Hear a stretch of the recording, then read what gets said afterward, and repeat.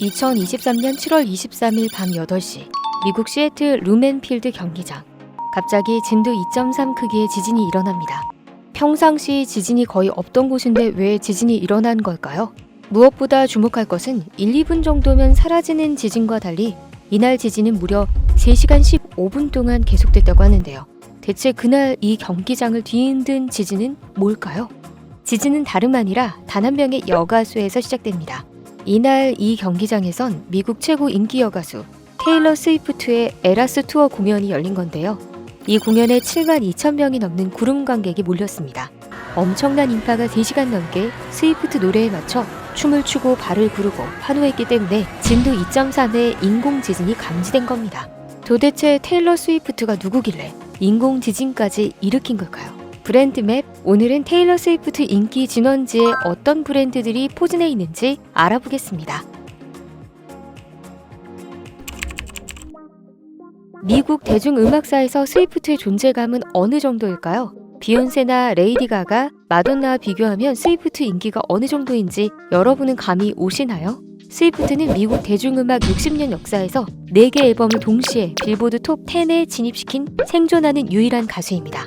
지금까지 미국 대중음악사에서 4개 앨범을 동시에 빌보드 톱 10에 진입시킨 음악인은 단 2명뿐이었는데요. 이젠 고인이 된 가수 프린스와 올해 88세 트럼펫 연주자 허브 알버트가 주인공입니다. 그러니 이제 겨우 35세인 스위프트가 이 대기록을 세웠다는 것은 그녀의 실력과 인기를 단적으로 보여주는 건데요. 실력에 인성까지 겸비하니 팬들이 안 따를래야 안 따를 수 없겠죠. BTS의 아미가 있고 블랙핑크의 블링크가 있는 것처럼 스위프트에겐 스위프티즈라는 팬클럽이 있는데요. 스위프트는 가는 곳마다 엄청난 스위프티즈를 몰고 다닙니다. 스위프트를 걸어다니는 기업이라고 볼 때 이 스위프트라는 회사에서 가장 빛나는 브랜드는 무엇일까요? 바로 엄청난 스케일의 디 에라스 투어입니다.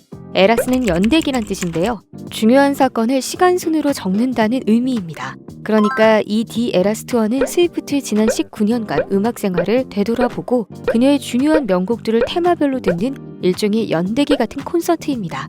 디 에라스 투어는 무엇보다 스케줄이 어마무시한데요. 2023년 3월 17일 애리조나주 글렌데일에서 시작해 8월 9일 로스앤젤레스 공연을 마지막으로 6개월간 미국 20개 도시를 돌며 총 53회 공연을 했습니다.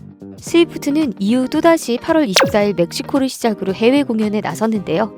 2024년 12월 8일 캐나다 밴쿠버 공연까지 99회 공연을 더합니다. 장장 1년 10개월에 걸쳐 아프리카를 뺀 전 세계에서 152회 공연을 이어가는 디 에라스 투어. 모든 공연이 끝날 때면 서울시 인구보다 더 많은 1200만 명이 공연을 볼 것으로 예상되고요. 투어 총 수입은 3조 원을 훌쩍 넘을 겁니다. 여기에 경제적 효과는 공연 수입의 10배에 달하는 30조 원이 넘을 거라고 하네요. 스위프트는 디 에라스 투어 공연에서 매번 3시간 15분에 걸쳐 40곡이 넘는 노래를 부르는데요. 아까 말씀드린 것처럼 디 에라스 투어라는 이름에 걸맞게 2006년 1집부터 2020년 10집까지 10개 앨범에서 엄선한 노래 40곡을 들려주는 거죠. 그렇다고 발표 순서대로 단순히 노래하는 건 아닙니다. 스위프트의 10개 앨범에 수록된 곡들을 스위프트 입장에서 가장 중요했던 사건과 테마별로 마치 한 편의 뮤지컬을 보여주는 거죠. 그러니까 이건 그냥 일반 콘서트가 아닙니다. 그녀의 음악이 어떻게 발전했는지 볼 수 있는가 하면 인간 테일러 스위프트가 어떻게 성장하고 성숙해졌는지 솔직하게 보여주는 공연이죠. 이렇다 보니 이 에라스 투어야말로 스위프트 인생의 기쁨과 분노, 슬픔, 즐거움을 모두 담았다는 평가를 받는데요. 공연에서 각 테마별로 스위프트가 입은 무대 의상이 그 노래의 분위기와 그녀의 심정을 단적으로 보여줍니다. 그러니까 디 에라스 투어에서 그녀의 무대 의상이 그녀의 노래나 그녀의 심정과 어떻게 잘 매치되느냐를 보는 것도 큰 재미인데요. 아는 만큼 보인다는 말이 바로 이런 거 아닐까요?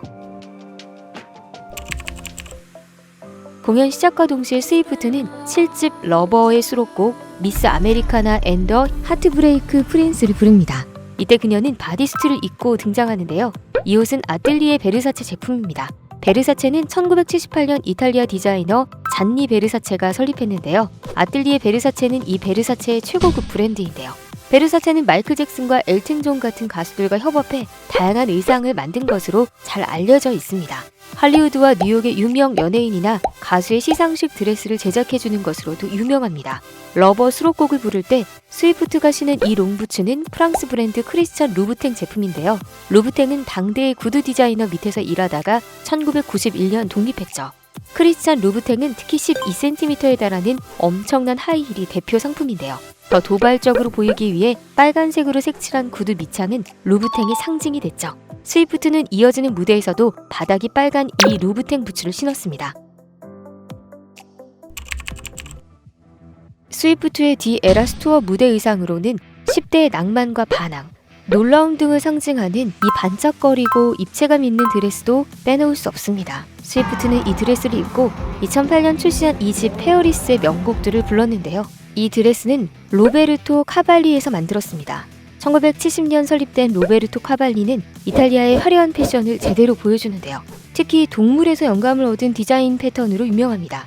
뱀, 얼룩말, 호랑이 무늬를 사용한 디자인은 지금도 카발리 컬렉션에서 빼놓을 수 없죠.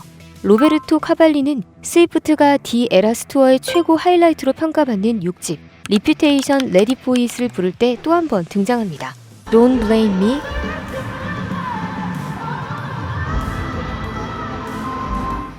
Look what you made me do 등 복수심에 불타는 속마음을 노래한 그녀는 착 달라붙는 검정색 뱀 슈트를 입고 나오는데요.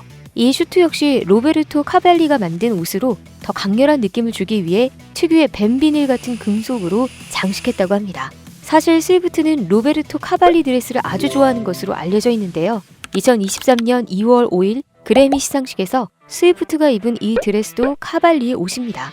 이 드레스는 2022년 그녀의 10집 앨범 미드나잇의 블루 컬러와 미드나잇 레인이라고 불리는 흰색 장식을 곁들인 옷입니다. 로베르토 카발리의 드레스를 입으면 스위프트는 노래가 더 잘 불러지는 걸까요? 스위프트는 디 에라스 투어에서 또 다른 카발리 드레스를 수차례 더 입고 나옵니다. 그녀의 5집 앨범인 1989에 수록된 스타일, 블랭크 스페이스, 쉐이크 잇 오프 등을 부를 때 디 에라스 투어 공연은 가장 절정을 맞는데요. 아마 이 장면에서 신나게 춤추는 관객들로 진도 2.3 지진의 최고조를 찍었을 겁니다. 이때 그녀가 입고 나타난 블링블링한 옷들도 바로 로베르토 카발리의 패션입니다. 스위프트가 10집 미드나잇의 라벤더 헤이즈를 부를 때 입었던 이 보라색 인조 모피코트는 어떤가요? 남성 디자이너인 오스카드라 렌타가 디자인했는데요. 오스카드라 렌타는 발렌시아가와 랑방을 거친 후 1965년 자신의 브랜드를 만들었습니다.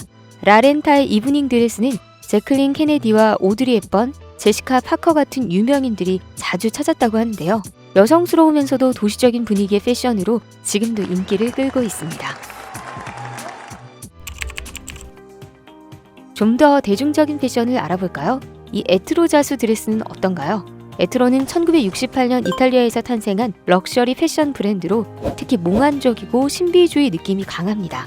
스위프트는 9집 에버모어의 수록곡인 윌로우, 샴페인 플라블럼즈를 부를 때 이 에트로 드레스를 입었죠. 알베르타 페레티의 이 볼륨감 있는 소매를 강조한 드레스도 상징적인 무대 의상입니다. 그녀가 8집 포크어로의 수록곡 어거스트와 베티 등을 부를 때 입은 옷인데요. 경이롭고 몽환적인 분위기를 연출하기 위해 마치 한복처럼 유독 소매를 강조했다고 합니다. 이탈리아 출신 디자이너인 알베르타 페레티는 여성미를 강조한 드레스로 유명한데요. 선과 면을 적절히 활용해 여성스러움을 강조하며 섬세한 디자인으로 인기가 높습니다. 4집 레드의 수록곡들을 부를 때 입은 이 패션은 보셨나요? 스위프트가 2012년 내놓은 4집 레드는 수록곡들이 극과 극이라는 평가를 받는데요. 22나 스테이트 오브 그레이스 같은 노래를 부를 때 입은 무대 의상도 희비가 엇갈립니다. 그녀가 공연에서 입은 유일하게 평범한 의상인 이 티셔츠는 다름 아닌 아시시 제품입니다.